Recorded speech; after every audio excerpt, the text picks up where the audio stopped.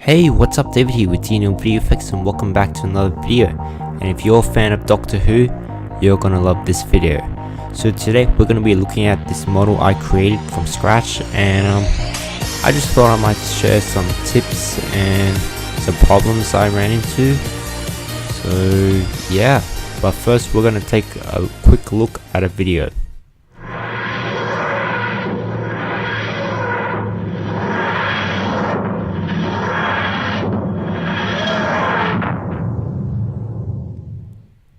Alright, so I hope you enjoyed that. So there's two parts for this video. We're going to be looking at the model itself, and I'm just going to show you how I did that video that I just showed you. So let's look at the model first. So what I have here is basically the model, obviously, but I used this reference photo just to guide me throughout the process of as I was making this. So first off, I made a quick box.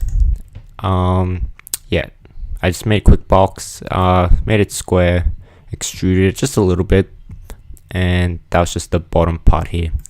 The next thing, we got this curvy edge here. So what I did was I grabbed the line tool, which is in the splines, and then I just drew that shape.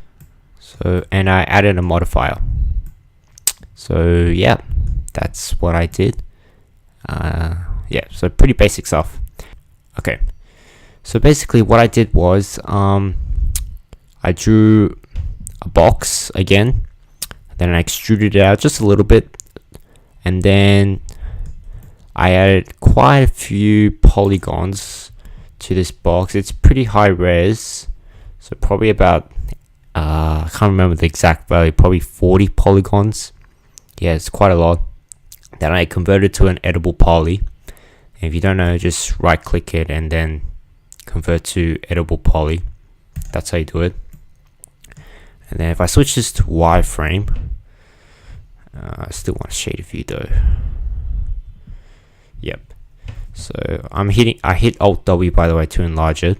So what I did was I grabbed some polygons, and then we can see here in the reference photo it kind of extrudes in a little bit, then extrudes in again, and then the last part is the actual door. So yeah, so I grabbed some polygons, each individual polygon, which took me forever, extruded it in, and then I unselected one side of polygons on each side and then extruded further in.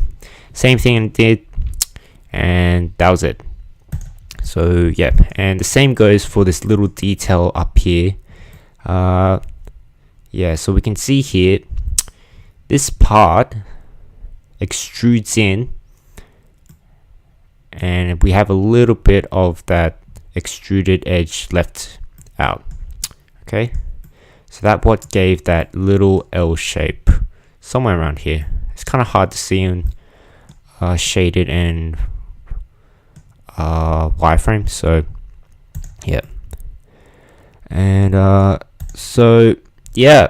and then for the sign, all I did was drew another box, and then I just extruded it. Yeah, that's pretty much it. And then this was it's just a plane. This black bit, it's just oh no, it's a box actually. So another box, but it's very thin, it's like 0.2 millimeters.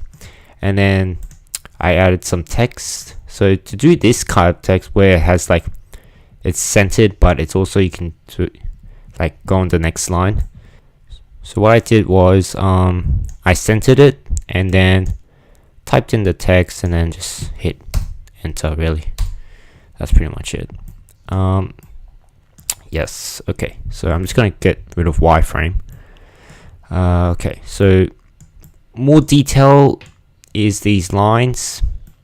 So those were just cylinders. I just made some thin cylinders, and then I just lined it up perfectly. And same goes for the other side.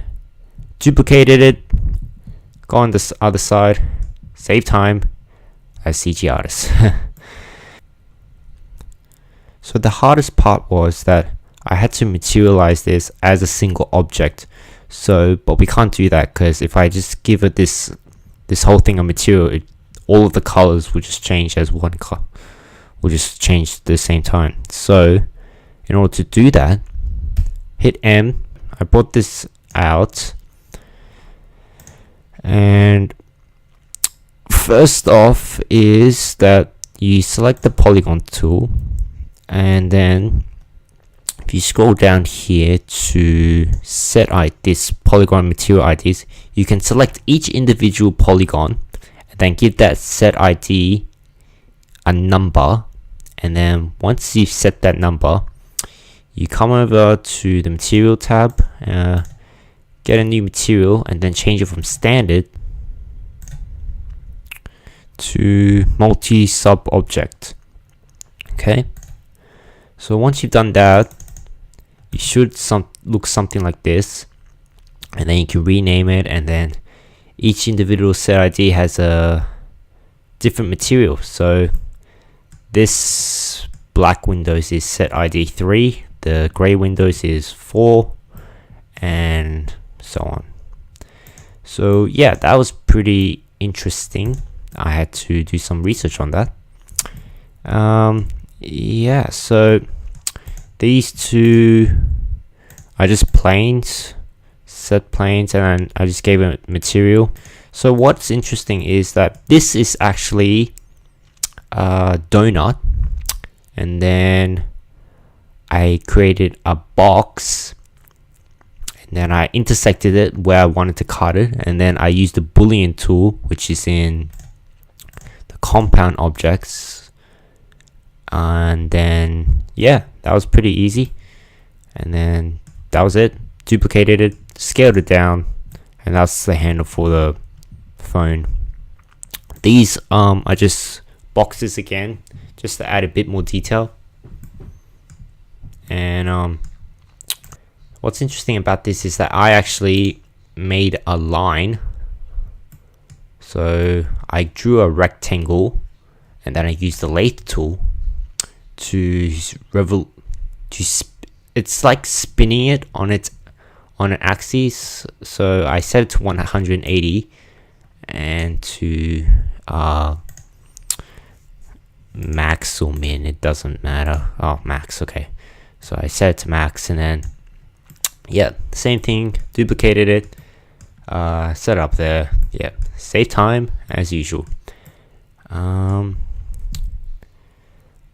For this one, I just drew some cylinders, and I used the Boolean tool again to do that little hole for the key slot.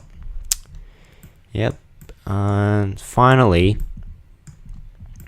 for the roofing, I made a box again, duplicated it, scaled it down, and I made it a bit thicker, and then just added on top. Same thing.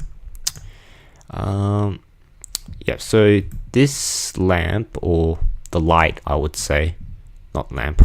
Who used a lamp for the light?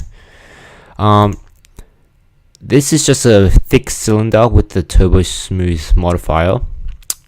These are just donuts or tubes, I would say. Yeah, tubes. Cylinders, and this is just a cone in the standard objects. Is it? Where is cone? Oh yeah, it was in standard objects. Never mind. Yeah. So yeah, overall it wasn't hard. It just takes a bit of time. That's all. Yeah, and it took me a while because I was doing research and I had uni, so yeah, it took me about a couple of days to, work on this. Lastly, this plane is a matte shadow material, so if I hit M, it's a matte shadow material. So change it from matte shadow, hit OK, and then set the properties to object properties to see-through. Okay, and all of this is just these materials I just dragged and drop it on. And the final touch is that I added some Omni lights just to give it some lighting, that's all.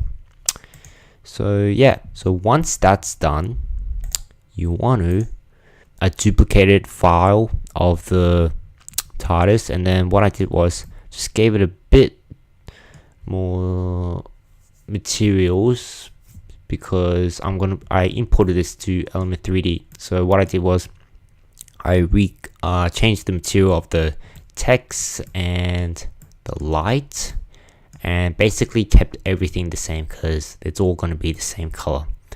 So I'm not going to go too much depth because I already made a video for this. So if you don't know how to change from 3D to OBJ to Element 3D, look at my Pokemon video. I'll leave a link in the description.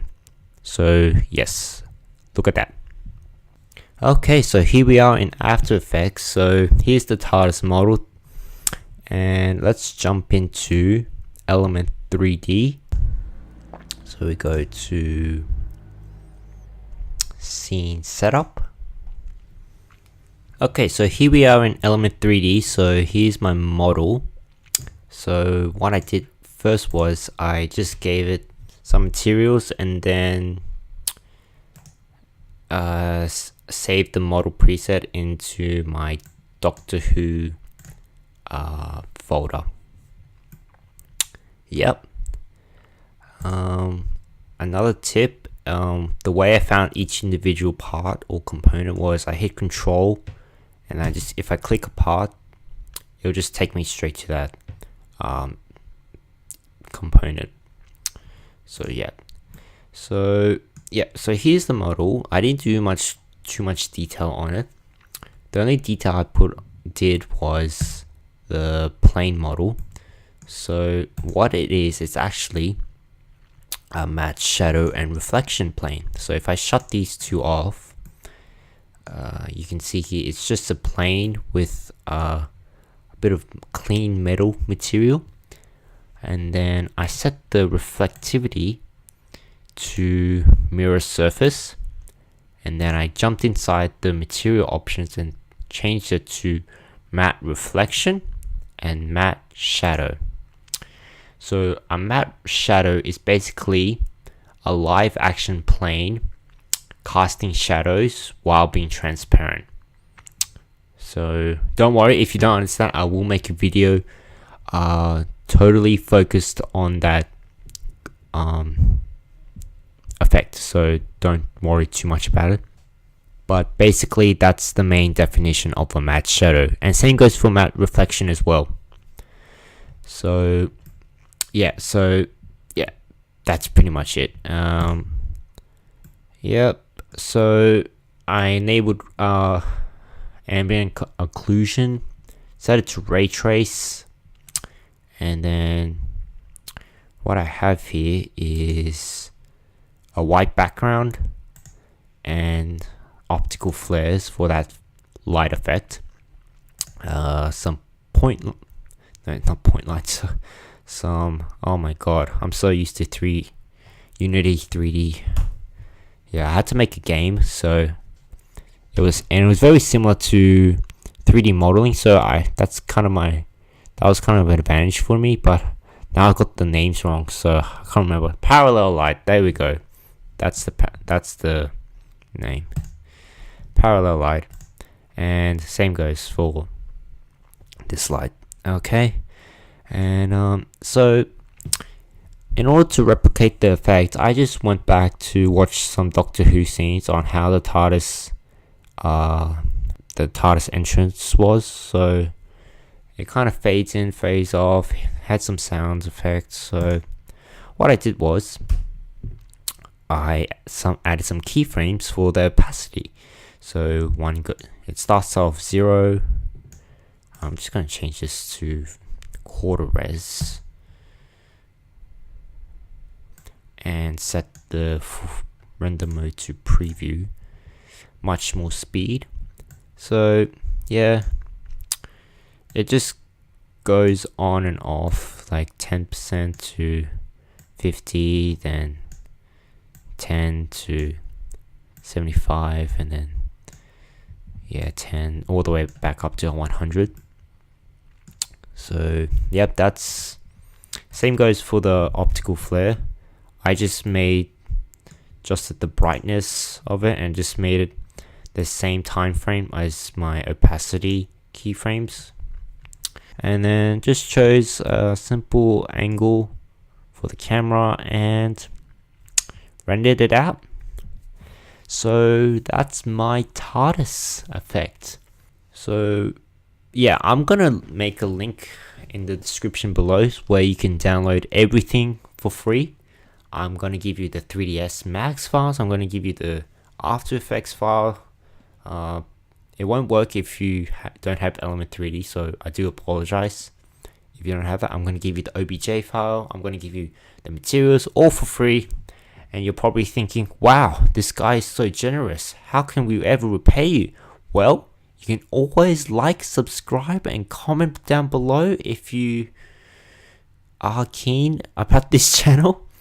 So yeah, so thank you everyone. I hope you learned interesting techniques that you can use for your own creations. Please, as always, give a like, subscribe, comment down below. I do really appreciate the support, guys. And next video, I will be making a video based on matte shadows and reflections. So yeah, until next time, I will see you in the next video.